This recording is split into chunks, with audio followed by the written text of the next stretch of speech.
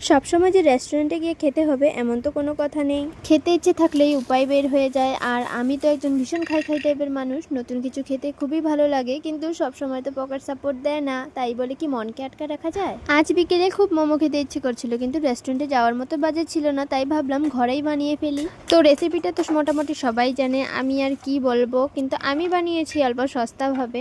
মানে পেঁয়াজ, ডিম আর হাড্ডি ছাড়া চিকেন। হাড্ডি ছাড়া চিকেনটা কি কারা কারা বলতে পারবে।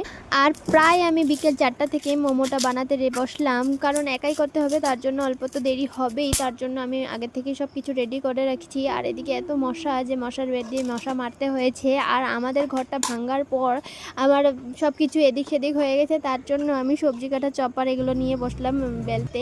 যখন আমি এগুলো করছিলাম মনে মনে ভাবছিলাম কেন আমার এত খাবার ইচ্ছে করে, ব্যাং এত কষ্ট করতে হচ্ছে বানাতে। তো যাই হোক, খেতে ইচ্ছে করেছে তো করতেই হবে। তারপর আমি বেলাবেলি সব কমপ্লিট করে নিয়ে পুরটা বানাতে বসলাম।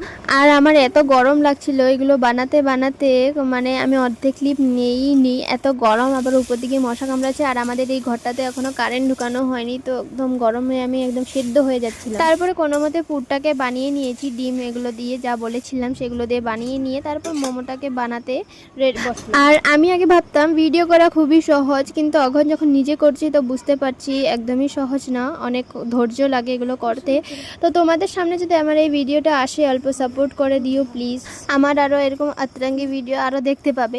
তো তারপর আমি এরকম মোমোটা চাপিয়ে আমি গ্রিন চাটনি একটা বানিয়ে নিলাম। জানি রেড চাটনি ইউজ হয়, কিন্তু আমার কাছে কোনো অপশন ছিল না, আমি পুদিনা পাতা দিয়ে একটা গ্রিন চাটনি করেছি। তো ইন দি এন্ড আমি মাকে বললাম প্লিজ প্লিজ প্লিজ অল্পখানি দেখে যাও যে এটা সিদ্ধ হয়েছে কি হয়নি, আমি বুঝতেই পারছিলাম না। তো মা বলেছে হ্যাঁ হয়ে গেছে, এবার নামিয়ে ফেল। এই যে মোমোটা হয়ে গেল, কি সুন্দর লাগছিল আর এত খেতে স্বাদ হয়েছিল, মানে পুরটা এতটা স্বাদ হয়েছিল বলার মতো নেই। আর ভিডিওটা আজকে অনেকটা লম্বা হয়ে গেছে, তার জন্য কি করা যায় আর। তো তোমরা যদি আমার ভিডিওটা লাস্ট অবধি দেখে থাকো তাহলে একটু সাপোর্ট করে দিও। আর যেই প্রথম বাইটটা মুখে নিলাম আমি তো অবাক যে এতটা স্বাদ হয়েছে। বাড়িতে বসে এইসব খাবার দাবার বানানো আমার তো খুবই ভালো লাগে, খাবার বানিয়ে নিজের হাতে খাও আর সবাইকে খাও অনেক ভালো লাগে। তো আজকের জন্য এতটুকুই, টাটা।